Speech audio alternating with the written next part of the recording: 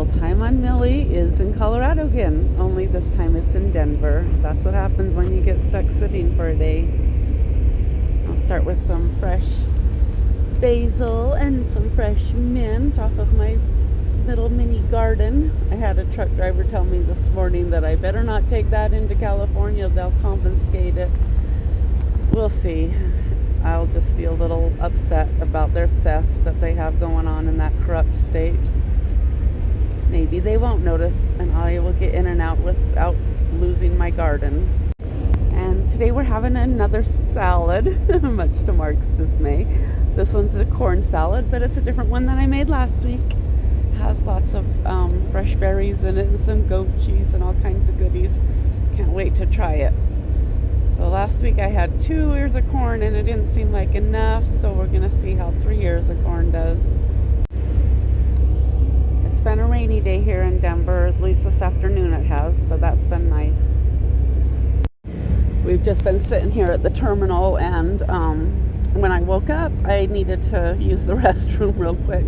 We're parked clear on the other end of the lot, about as far away as you can get from the terminal, and I got dressed, threw on my glasses, grabbed an umbrella, got my shoes on, and booked it to the terminal. And when I got there I realized I didn't take my little scan card with me, and so I couldn't get the door open. I was not walking all the way freaking back and then all the way back again, and so I started pounding on the window, knocking to somebody come open it, and then I got ripped a new one for not having my card on me and that I should have it at all times and blah blah blah. They just implemented this new locked up card system because I guess a lot of the terminals have had problems with homeless coming into the terminals to use the showers and laundry and everything, but it was just annoying. I mean, I understand the reason for it, but we get harassed enough at the warehouses we go to. A lot of them don't like letting the drivers use their restrooms either, so it feels very discriminatory when you can't even use a bathroom out here. So this salad it's supposed to be grilled corn, but I don't have a grill I'm just going to try to char it up on a dry fry pan, see how well that works. And yep, look at that, my lettuce is looking like it's mostly spent. Spinach is still holding up pretty good. Good thing, because I'm going to use it again tomorrow night. We've done a number of 34s here in Denver, so we've explored a few different areas around here. We found right across the interstate from where the terminal is, there's a big outdoor mall with a bunch of restaurants and a Bass Pro Shop, and we wandered around downtown Denver a few times, and every time we come, Mark tries to talk me into going to this Mexican restaurant that he went to with his mother as a child, I guess, that has indoor high divers and some kind of fun experience. But I looked it up on the web and their food looks pretty bad and the reviews on the food are pretty bad, so I don't want to have anything to do with spending my money on a meal that I won't enjoy. Maybe he'll be able to talk me into taking the grandkids there when we retire and go out on the road in our RV, just so they can have the fun experience. But maybe it won't be open anymore by then. We'll see. And I haven't been able to talk him into going to the museum for the unsinkable Molly Brown mansion. Win some and you lose some. We did explore most of the major cities around the country before COVID broke out and had a really good time doing that, but once COVID hit, we stopped going anywhere. We either hung out in the hotel room or hung out in Millie during our 34s.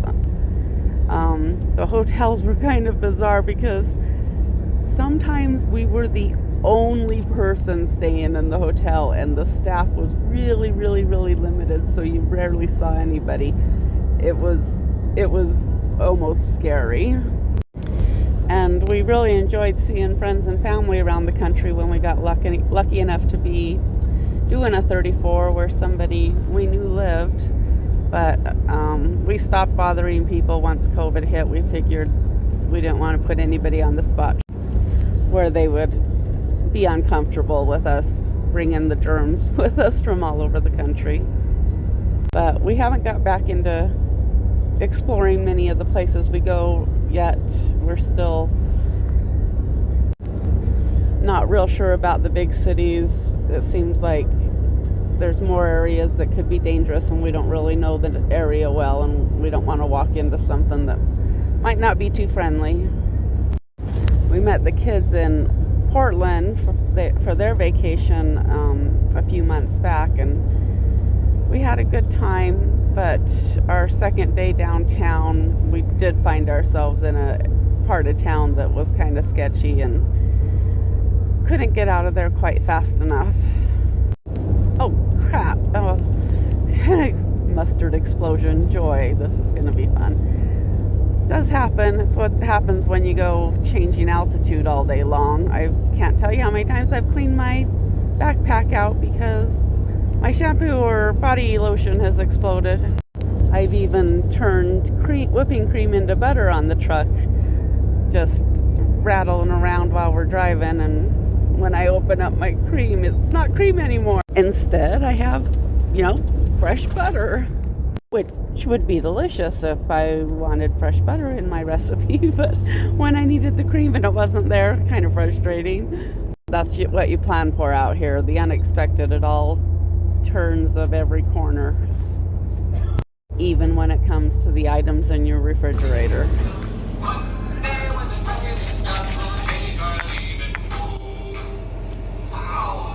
I thought you were playing dancing music for me. Shaking music. Alright, dressing's all ready to go. Salad's mostly put together. Just gotta wait for this corn to finish frying up for us. I slept most of the day today, and I have to admit I got a good night's or a good day's sleep, or whatever you want to call it, with the truck just sitting still. I had to stay on my sleep schedule because I will be driving later this evening. This next load is a really fast round trip from here to Seattle and back, with only minutes left on the clock from how many miles there is and how far we have to drive. So this will be some serious hustling for the next 2 days. No dawdling, no filming, no fun stuff. And no sleeping in and putting off starting dinner because I won't be able to finish cooking it when I need to start my shift. The expedited loads have very, very tight windows on them, and when I first started driving, my mentor told me, you know how you can tell when winter started? I'm like, no. When the snow falls, and the weather drops. But he said, nope, first time you see a FedEx or a UPS truck in the ditch. Most of the FedEx and UPS trucks on the road are under really tight timelines, and so they're really hustling. You don't want to get in their way, and when they're in the habit of hustling and the weather turns bad, they're the first ones to feel the pain. All right, dinner's coming along nicely. Hope Mark enjoys this fabulous salad. I'm looking forward to it.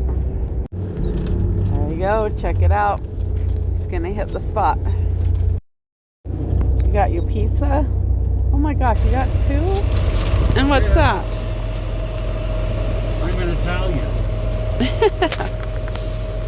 I hope they're good. All right, let's see what these look like.